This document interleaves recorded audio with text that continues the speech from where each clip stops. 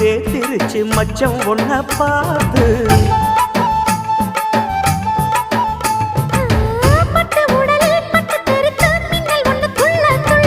வெக்கம் துடிக்க விளக்கணைக்க ஜன்னல் கண்ணை மூடிக்கொள்ள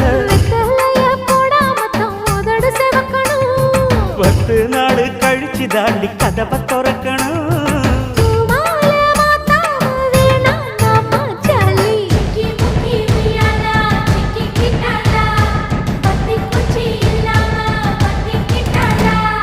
மச்சாங்கிட்ட முந்தானைய